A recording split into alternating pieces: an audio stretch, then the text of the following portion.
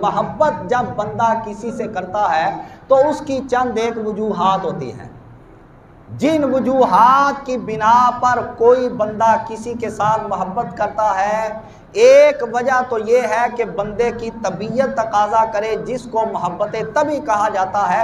اس کی مثال یہ ہے کہ جس طرح اولاد اپنے والدین کے ساتھ محبت کرتی ہے، کیوں؟ اس واسطے کہ وہ سمجھتی ہے کہ میرے تمام تر اخراجات میرے والدین پورا کرتے ہیں، میرے نفع و نقصان، مجھ کو نقصان سے میرے والدین پہنچاتے ہیں، بچاتے ہیں، نقصان سے والدین بچاتے ہیں، نفع مجھے والدین پہنچاتے ہیں، میری ہر ضرورت کو میرے والدین پورا کرتے ہیں، ہر لحاظ سے یہ میرا خیال رکھتے ہیں اور اپنی خواہشات کو پیچھے کر دیتے ہیں، میری خواہشات کو مقدم کر دیتے ہیں۔ اس وجہ سے بندہ محبت طبی کا تقاضا پورا کرتے ہوئے اپنے والدین کے ساتھ محبت کرتا ہے کہ اگر یہ نہ ہوتے تو میں دنیا کے اندر نہ آتا۔ اچھا، والدین نہ ہوتے تو بندہ دنیا کے اندر نہ آتا، لہٰذا والدین سے محبت کی جائے تو اگر حبیب خدا نہ ہوتے، والدین کسی کے ہوتے؟ بولو، اور اگر حضور پیدا نہ ہوتے تو جہان ہوتا؟ کوئی نہ ہوتا۔ جہان نہ ہوتا، جہان زمین و آسمان بھی نہ ہوتے، کوئی بھی نہ ہوتا۔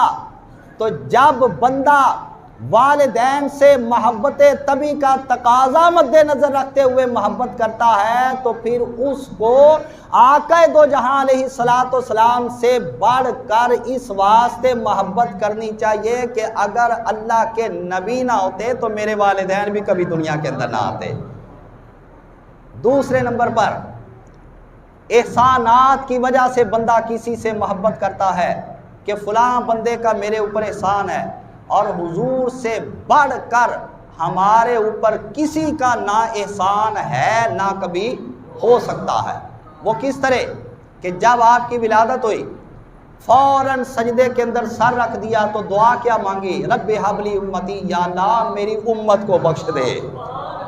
ساری زندگی غاروں کے اندر جا جا کر روتے رہے اور دعا لبوں پر یہی تھی، رب ہب لی امتی، یا اللہ میری امت کو بخش دے۔ اور راتوں کو مصلی پر کھڑے ہوتے، سجدے کے اندر جا کر یہی دعا مانگتے، رب ہب لی امتی، یا اللہ میری امت کو بخش دے۔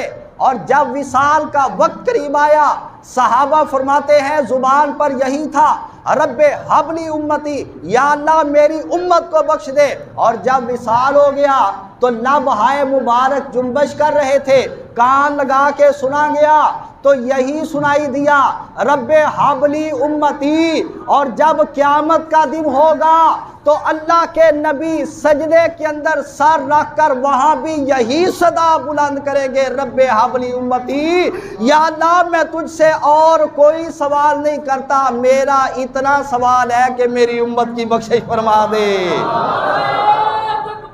اللہ اکبر، یا رسول اللہ، یا رسول اللہ، لبیک لبیک یا رسول اللہ، لبیک لبیک لبیک یا رسول اللہ، لبیک لبیک لبیک یا رسول اللہ۔ بندہ غرض کی وجہ سے کسی سے محبت کرتا ہے کہ کل کو اگر کسی جگہ پھنس گیا تو ان سے سفارش کرا کے بچ جاؤں گا، اگر قیامت والے دن پھنس گئے تو شفاعت حضور کے علاوہ کون کرے گا؟ آدم علیہ السلام سے لے کے عیسیٰ علیہ السلام تک سارے نبی فرما دیں گے اذهبوا الی غیری، آج کوئی اور دروازہ تلاش کرو۔ اللہ کے نبی یہ نہیں فرمائیں گے، حضور فرمائیں گے آنا لہا، آنا لہا، آنا لہا، بخشش کی تلاش کے اندر، شفاعت کی تلاش کے اندر مارا مارا پھرنے والے، آجا، آج شفاعت کے لیے فقط میرا ہی تو دروازہ رب نے کھول رکھا ہے۔ سخاوت کی وجہ سے بندہ کسی سے محبت کرتا ہے کہ فلاں سخی بڑا ہے، سارے سخیوں کی سخاوت جہاں پر ختم ہو جائے اس سے کئی درجے آگے نکل کر اللہ کے پیارے محبوب کی سخاوت کا آغاز ہوتا ہے۔ سرکار کا در ہے، در شاہ ہاں تو نہیں ہے، جو مانگ لیا اور بھی کچھ مانگ۔ جن لوگوں کو شک ہے کہ کرم ان کا ہے محدود، ان لوگوں کی باتوں پہ نہ جا، اور بھی کچھ مانگ۔ ارے جولی ہی میری تنگ تھی، کیا مانگتا میں ان سے، وہ تو کہتے رہے مانگ، ارے مانگ ذرا اور بھی کچھ مانگ۔ کسی کا حسن بڑا ہو، حسن کی وجہ سے بندہ کسی سے محبت کرتا ہے۔ اب میں پوچھتا ہوں کہ آقا دو جہاں علیہ السلام سے بڑھ کر حسین کون اس کائنات کے اندر آیا؟ نہ کوئی آیا، نہ آ سکتا ہے۔ حضرت یوسف علیہ السلام کو بڑا حسن ملا، مگر وہ بھی صدقہ مصطفیٰ تھا۔ آقا دو جہاں علیہ السلام جیسا حسن نہ انبیاء میں سے کسی کو ملا، نہ رسولوں میں سے کسی کو ملا۔ وہ حسن مصطفیٰ جتنا تھا وہ فقط آپ کا حصہ تھا جو رب تعالیٰ نے آپ کو عطا فرما دیا۔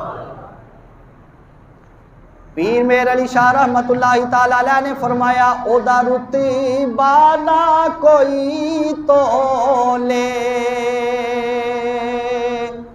اودا رتی بانا کوئی تو لے، کیڑا او دی ریس کرے جی دے منہ وچوں رب بولے۔ اور آگے آپ نے فرمایا کوئی مثل نہ ڈولن دی، چپ کر میرے علی ایتھے جا نہیں بولنے دی، مل کے پڑھو ایتھے جا نہیں بولنے دی، ایتھے جا نہیں بولنے دی۔ ایک بار میری آواز سے آواز ملا کے اونچی آواز کر کے پڑھو، پھر آپ کے ذوق کو محبت مصطفیٰ کا پانی دیتا ہوں۔ ایتھے جا نہیں بولنے دی۔ آپ سنو قرآن مجید کے اندر اللہ پاک نے اپنے محبوب کی جو شان بیان فرمائی، فرمایا والضحیٰ واللیل اذا سجا، ایتھے جا نہیں بولنے دی۔ اور کہیں فرمایا وما ينطق عن الهوى ان هو الا وحی یوحی، کوئی مثل نہ ڈولنے دی۔ انا اعطیناک الکوثر، کوئی مثل نہ ڈولنے، زور لاؤ زور لاؤ، کوئی مثل نہ ڈولنے دی۔ فلا وربک لا یؤمنون حتی یحکموک، کوئی مثل نہ ڈولنے دی۔ ان الذین یبایعونک انما یبایعون اللہ، کوئی مثل نہ ڈولنے دی۔ الم نشرح لک صدرک، کوئی مثل نہ ڈولنے دی۔ ورفعنا لک ذکرک، کوئی مثل نہ ڈولنے دی۔ والنجم اذا ہوا، کوئی مثل نہ ڈولنے دی۔ من یطع الرسول فقد اطاع اللہ، کوئی مثل نہ ڈولنے دی۔ وجئنا بک علی ہؤلاء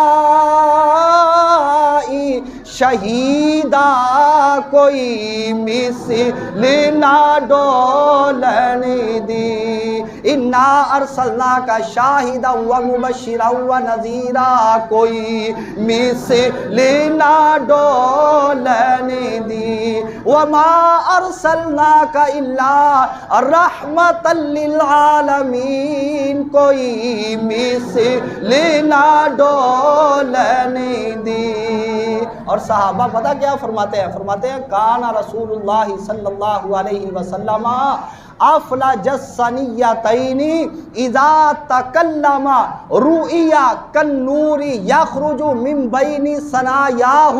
فرماتے ہیں اللہ کے پیارے محبوب علیہ السلام کے سامنے والے دانتوں کے درمیان قدرتی فاصلہ تھا، قدرتی خلا تھا، اور اللہ کے حبیب جب کبھی کلام کیا کرتے تو آپ کے ان دندان مبارک کے درمیانی خلا سے نور نکلا کرتا تھا، کوئی مثل نہ ڈولنے دی چپ کر میرے علی، چپ کر میرے علی تھے جا نہیں بولنے دی، تھے جا نہیں۔ میاں صاحب حضرت یوسف علیہ السلام کی طرف سے کلام کرتے ہوئے حسن مصطفیٰ کا یوں بیان کرتے ہیں، بے شک حسنی اور زیادہ میرا تے کل جہان نالو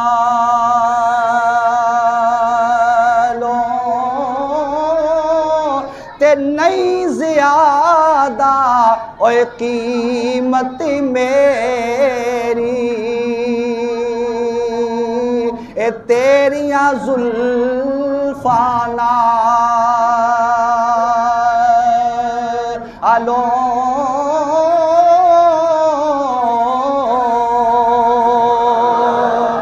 اور یوسف علیہ السلام کا حسن کتنا تھا، 3 مہینے اے رجی خلقت اوے ویکھ یوسف کنعانی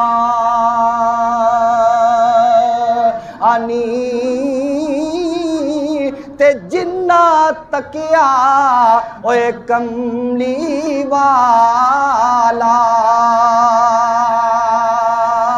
اور رج گئے دوئی جہاں